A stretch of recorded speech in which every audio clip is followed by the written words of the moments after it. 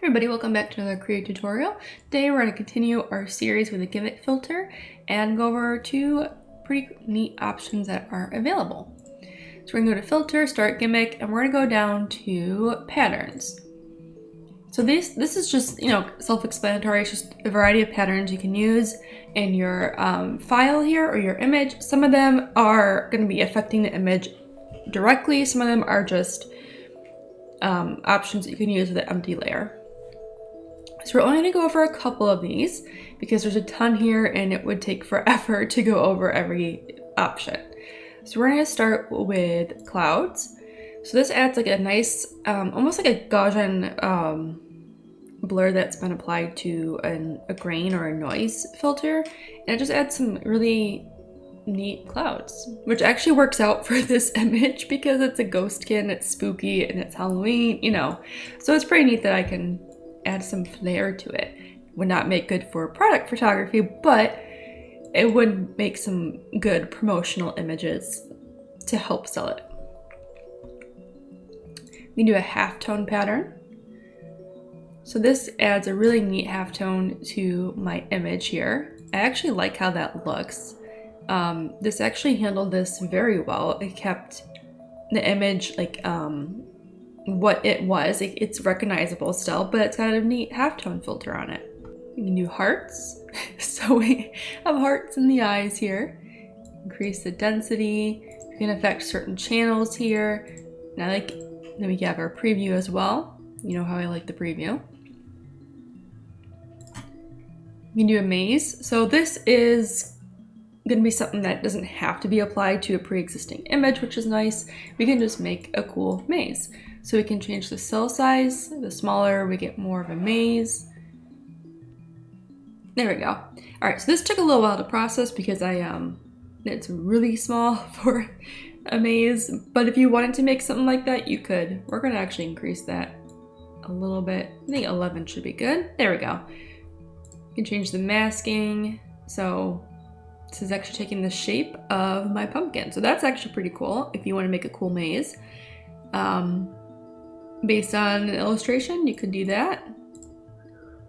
And this looks like it kind of inverts it.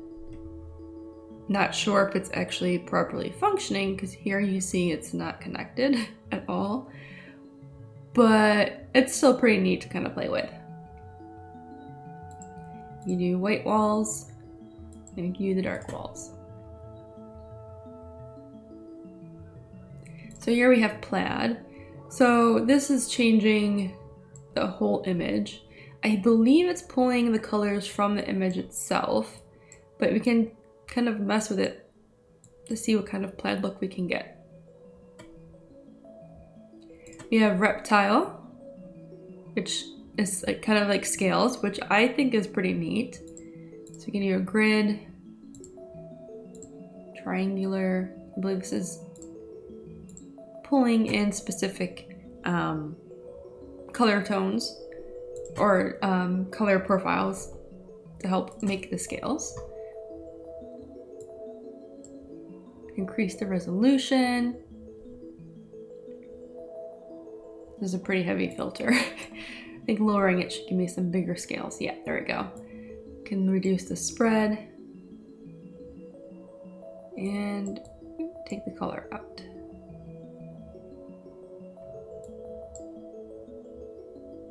Oh, interesting. Okay.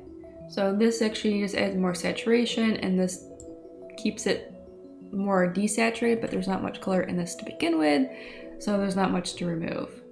Change the orientation of the scale. So it's this dark line here, it's kind of shifting the angle. And we lower the opacity. There's some interesting options you can play with. Kind of gives it a stained glass look almost, even though they're all triangles. Oh, there's actually a stained glass option. All right, let's try that. Very neat. Oh, this looks so weird. So we can change the obviously we can change how that's looking. So I'm guessing this is, yeah. It changes the edges here, so it's basically making it more warped. It's not retaining the design too much. There we go. That looks more like what I would expect. And the shading, I'm guessing, is going to be incorporating more of the color variation. Yeah. We'll take that down a little bit too. There we go. A little bit more subtle. So that's pretty cool that we can play with that. You do Tetris. So it's just pixelated. You change that. So if you want to really, I guess, censor something or pixelate it or just have fun with that, you can. And then we'll do whirls. So it just looks like you took a pen, stuck it in here, and made some swirls in here with the color.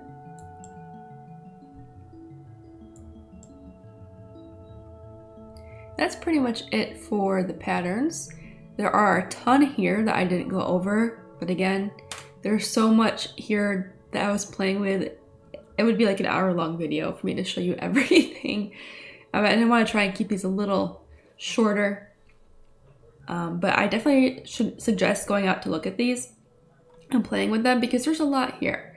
There's just so many possibilities of what you can do. So we're going to turn patterns off and we're going to go to rendering. So this is something I was playing with originally when I started looking at the gimmick filter for Krita and playing with it more. This has really interesting options as well. So I'm going to try and go over a few more than the patterns. We're going to start with 3D blocks. It is exactly what it sounds like. It's 3D. It takes your image and it makes a 3D model out of it. Now, I don't think you can actually export this as an OBJ or anything based on what I've seen, but you can change it. Like, look at this within Krita, and it's pretty quick too. This is a very fast response, in my opinion. Change the elevation. Ooh, this might not be the best. Let me increase the size a bit. Oh, there we go. There we go. Look at that. That looks pretty cool. Change the angle. So you can see this a little better here. The tilt, so it's not as like tilted away from us in a perspective. You can change the position of the light, which is nice. I just thought that was pretty neat. So if you wanted to, you could do like a bunch of blocks and then or a bunch of squares in a 2D layer and change this into like potentially a city you can just draw over. I don't know. I just think it's cool. 3D colored object. I'm not entirely sure what I would use this for, but this is pretty neat. You can go ahead and stretch this around. Oh geez. You can do all sorts of things with the shape. 3D extrusion.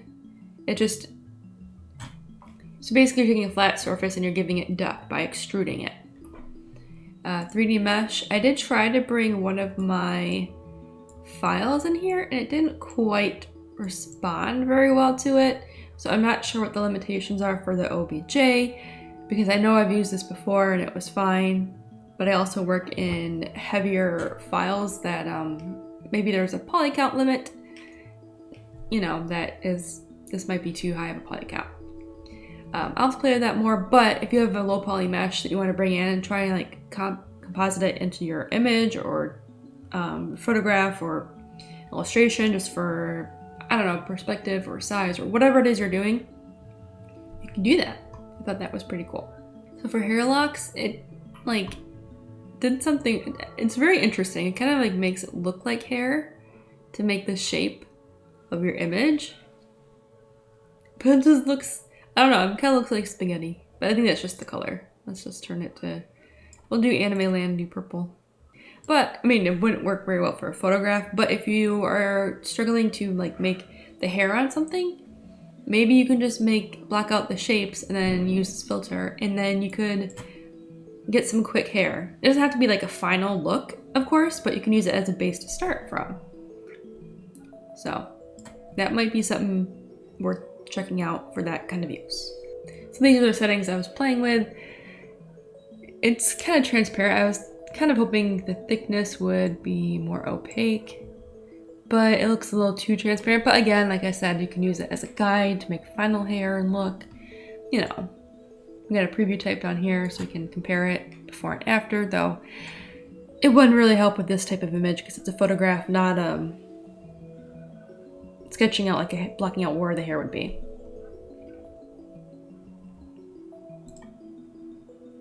So this is pretty neat. Popcorn fractal. This is more of a mathematical thing, I believe, but it looks really weird. It kind of looks like an X-ray, but I don't know what the X-ray would be of.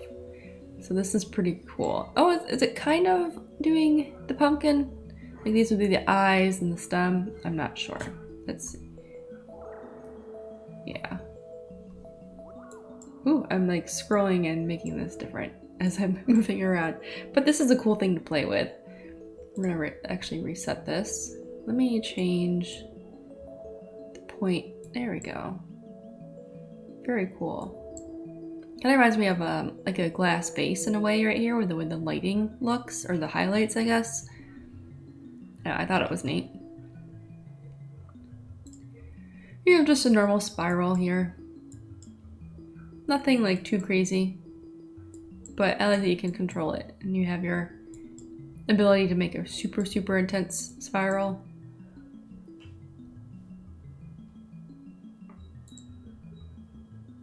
You can add some shapes in here. I'm not entirely sure I would consider this 3D, but it looks cool. So you can take the point and change it, the star.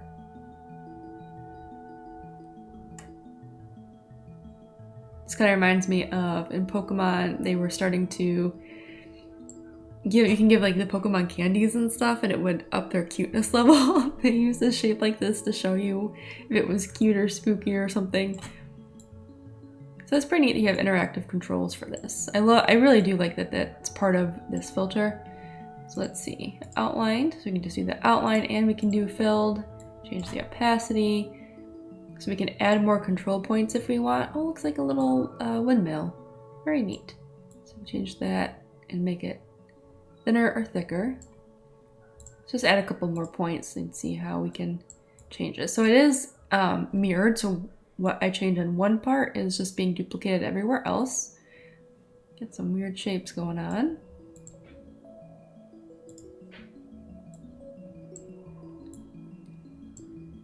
So we can add some shapes and get some weird looks. You could also do this like for broken glass maybe, or just weird effects you need to do. Because it is kind of symmetrical. Like it's a repeated pattern around the center here. But it looks different enough to do something like broken glass or something. Change the subdivisions. Ooh, that looks cool too. Maybe you want to do a flower pattern. All sorts of stuff. And then you can do a tree. I don't know what I would use the tree for, but it was just cool. You know, it's a 3D tree, so we can increase the leaf and the foliage on it. It's just cool. It's just fun, you know. You can change the overall look of the tree.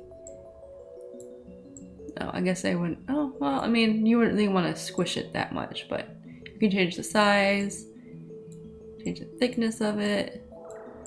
This kind of reminds, there's 3D programs that actually do this. And they do something similar. All right, that's zeroed.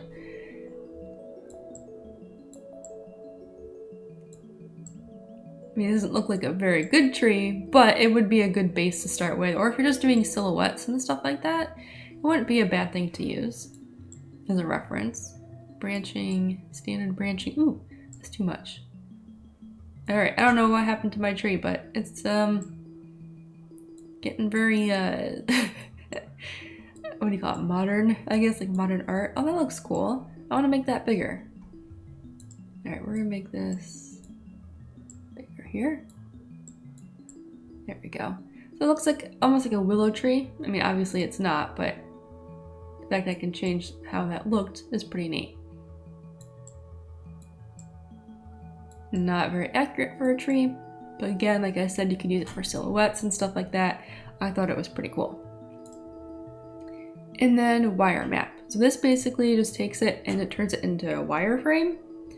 And it looks like it changes the height. So this looks like it'd be a higher point than the flat part here based on your drawing, which is pretty cool, which is kind of true. I mean, the pins would be the highest point, I guess. Can move that away from us. Oh, and there's one I wanted to go over. We have a quick copyright. There's 3 copyright options in this filter. Here's the next one. So it basically just gives you a copyright symbol on the bottom here. Pretty self-explanatory. We can make the size bigger. Ooh, we can change the degree. Change the color. It's transparent, which is nice. Oh, there's an outline you can add to it. You just change the size, change the position of it. 0. There we go. So I thought that was neat too. And that's pretty much a look at the 3D, or I'm sorry, not the 3D, the rendering options. There's quite a bit in here that I found to be interesting. Of course, the quick copyright stood out to me because I think that's important to stick on your artwork. So if you don't want to do it manually, this is probably the best one out of all of them so far because it literally is quick. You type your stuff up here.